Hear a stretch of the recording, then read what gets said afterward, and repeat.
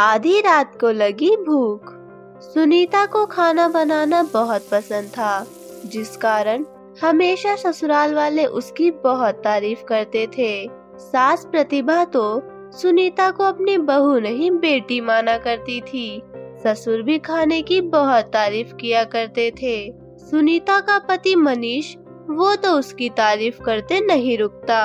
यहाँ एक तरफ सुनीता इतना अच्छा खाना बनाती, वहीं दूसरी तरफ सुनीता की ननद रिया उससे काफी जला करती थी।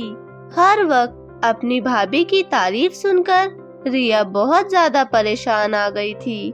जहाँ सब खाने की तारीफ करते, वहीं रिया छोटी छोटी चीजों के लिए खाने में कमी निकाला करती थी। लेकिन सुनीता को बिल्कुल बुरा नहीं लगता था, क्योंकि खाना बनाना और सभी को भरपेट खाना खिलाना यही उसका काम था।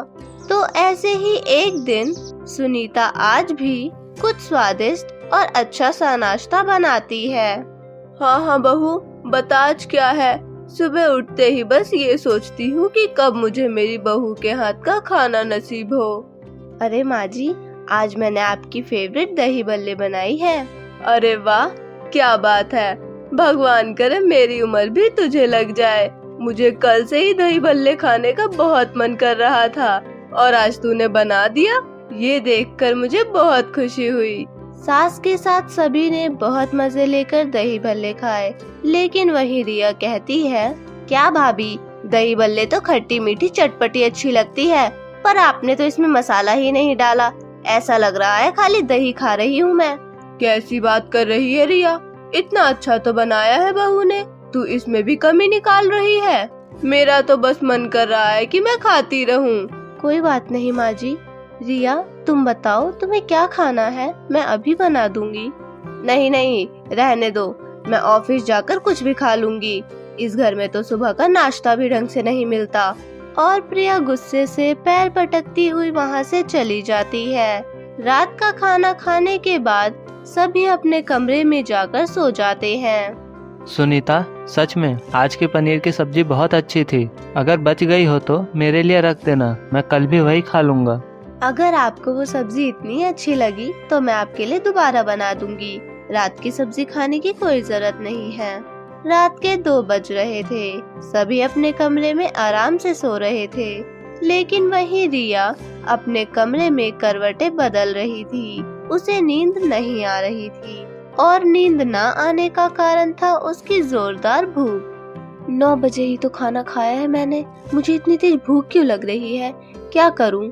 ऐसा कहकर रिया फिर से सोने की बहुत कोशिश करती है, लेकिन उसे नींद ही नहीं आती। आखिर में वो अपनी भाभी के कमरे के पास जाकर दरवाजा खटखटाने लगती है। आधी रात को दरवाजा खटखटाने की आवाज सुनकर सुनीता घबरा जाती है।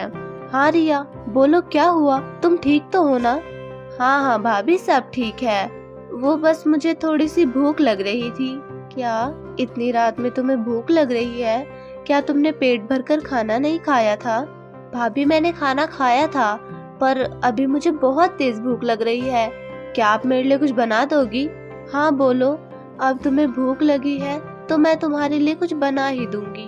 तो भाभी, मेरा मन कुछ चटपटा सा और मसालेदार खाने का कर रहा है, तो आप एक काम करो, मेरे लिए मसालेदार पास्ता बना दो। इतनी रात को तुम्हें पास्ता खाना है? तुम्हारे पेट में दर्द हो सकता है रिया। भाभी, मैंने आपको जितना बोला है उतना करो। आज वैसे ही सुबह का नाश्ता मुझे बिल्कुल पसंद नहीं आया। सुनीता जाती है और रिया के लिए चटपटा पास्ता बनाकर ले आती है। फिर रिया खाते ही कहती है, क्या भाभी, मैंने आपको बोला था चटपटा और मसालेदार। ऐसा लग रहा है कि उबला हुआ पास्ता खा रही हूँ। मुझे बिल्कुल पसंद नहीं आया ये। सुनीता को ये बात बहुत बुरी लगती है कि एक तो उसने इतनी रात को उठकर रिया के लिए खाना बनाया, पर फिर भी रिया को वो खाना पसंद नहीं आया। रिया के खाना खाने के बाद सुनीता सोने जा ही रही थी कि तभी रिया कहती है, अरे कहाँ जा रही हो? ये बर्तन कौन धोएगा? आपको पता है ना कि माँ को जूठे बर्तन बिल्कुल नहीं पसंद। सोने से पहले सारे बर्तन धो देना। सुनीता चुपचाप अपनी ननद की सारी बातें सुनकर और बर्तन धोकर सो जाती है। सुनीता की सास प्रतिभा, जिसे सुबह सुबह 6 बजे ही चाय चाहिए होती है, पर आज सुनीता प्रतिभा को चाय देने में थोड़ी लेट हो गई, क्योंकि रात को रिया के लिए खाना बनाते वक्त और फिर बाद में बर्तन धोने के बाद सुनीता की आंख थोड़ी लेट से खुली। हे भगवान, मैं इतनी लेट कैसे हो गई? माँ जी को चाय नहीं मिली तो वो नाराज ना हो जाए। सुनीता जल्दी से डेयरी पर जाती है और दूध लेकर आती है और जल्दी जल्दी अपनी सास के लिए चाय बनाती है। क्या बात है बहू, आज लेट कैसे हो गई तुम? माँ जी, वो रात में मुझे थोड़ी देर हो गई थी सोने में, इसीलिए। चलो कोई बात नहीं बेटा, अब नाश्ते की तैयारी करो, पर आगे से ध्यान रखना। जैसे कि प्रतिभा अपनी बहू से बहुत प्यार करती थी, प्रतिभा को बिल्कुल भी नहीं पसंद था कि वो अपनी बहू को छोटी छोटी चीजों के लिए बोले। सुनीता भी अपने काम में लग जाती है। ऐसे ही पूरा दिन निकल जाता है। रात को 2 बजे अचानक से रिया की आंखें खुल जाती है और उसके पेट में दर्द शुरू हो जाता है। आज फिर मुझे रात को भूख लग रही है, लगता है फिर से भाभी को उठाना ही पड़ेगा। रिया फिर से सुनीता के कमरे के पास जाकर दरवाजा खटखटाने लगती है और फिर सुनीता आती है और कहती है, हाँ रिया बोलो, तुम आधी रात को क्यों आई हो? भाभी, ये मेरा घर है, मैं चाहे आधी रात को आऊँ या दिन में आऊँ, मेरी मर्जी। अच्छा ठीक है, पर तुम आई क्यों हो? वो मुझे भूख लग रही है और आज मेरा आलू चाट खाने का मन कर रहा है। सुनीता रिया को बिना कुछ बोले आधी नींद में ही रिया के लिए आलू चाट बनाकर लाती है और सारे बर्तन धोकर सुनीता सो जाती है। लेकिन अगले दिन फिर से सुनीता को काफी लेट हो जाता है और प्रतिभा को चाय नहीं मिल पाती। अब प्रतिभा थोड़ी निराश हो गई थी। बहू, मैंने तुम्हें कल ही बोला था कि अब तुम्हें ध्यान रखना पड़ेगा, रोज रोज नहीं चलता ये सब। सॉरी माँ जी, वो कल भी मैं लेट से सोई थी। सास के ऐसा बोलने पर सुनीता ठान लेती है कि उसे अगले दिन से बिल्कुल भी देर नहीं करनी है। उसी दिन सुनीता के ससुर जी 2 दिन के लिए काम से कहीं बाहर चले जाते हैं। ऐसे में प्रतिभा रिया को कहती है, रिया, तेरे पापा तो चले गए, एक काम करना, तू 2 दिन तक मेरे साथ ही सो जाना। ठीक है माँ, मैं सो जाऊंगी।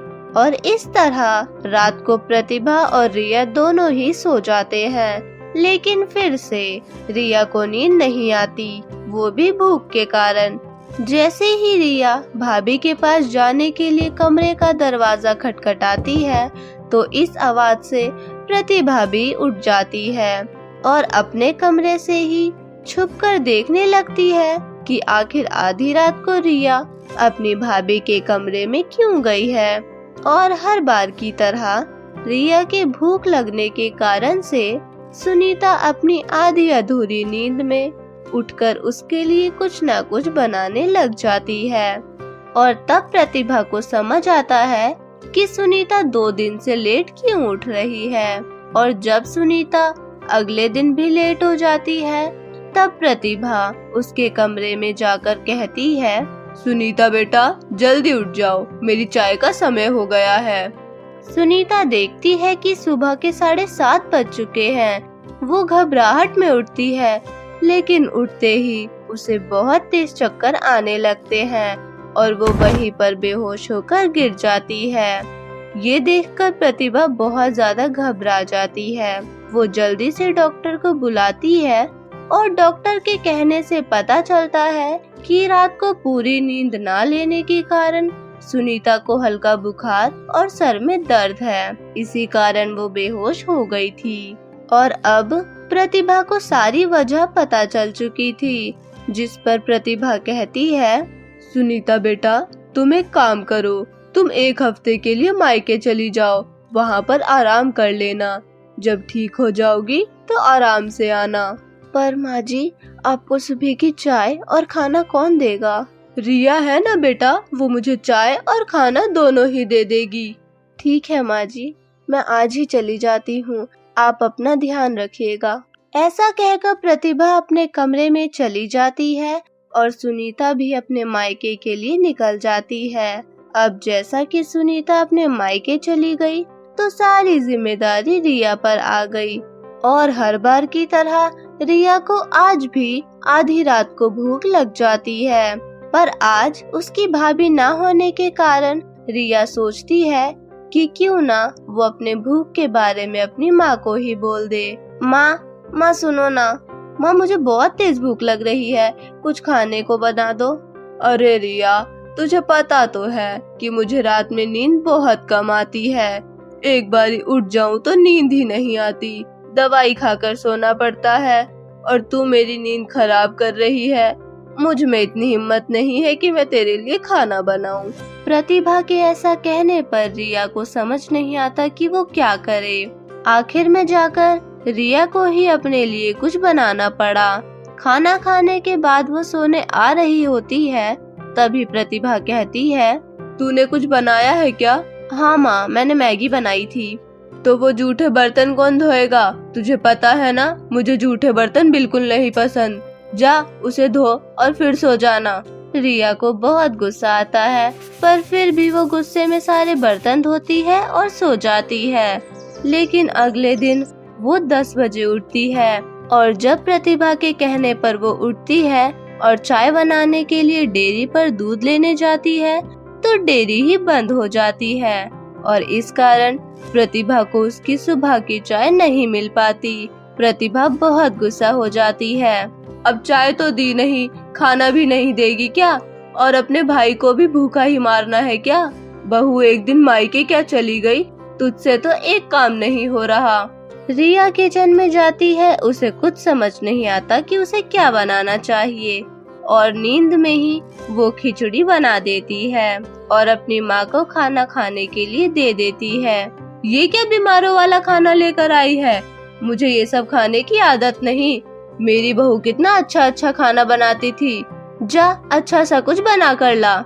माँ मुझे यही बनाना आता है और अब तुम्हें ये खाना ही पड़ेगा। भाभी को तो तुमने मायके भेज दिया।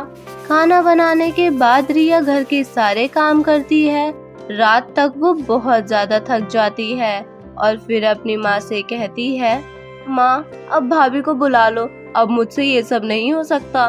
मैं तो परेशान हो गई। सुबह का खाना, नाश्ता, फिर पूरे दिन का काम, मुझसे तो नहीं हो सकता ये सब। अब समझ आया मैं क्यों कहती थी। एक तो बहू को आधी रात में उठाकर खाना बनवाती थी और फिर बर्तन भी धुलवाती थी और फिर अगले दिन बेचारी सारा काम करती थी।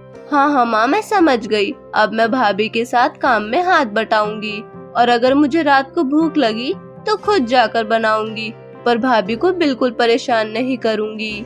दोनों माँ बेटी बातें कर ही रही होती है कि बाहर से घंटी की आवाज आती है और रिया के चेहरे पर मुस्कान आ जाती है। माँ लगता है भाभी आ गई।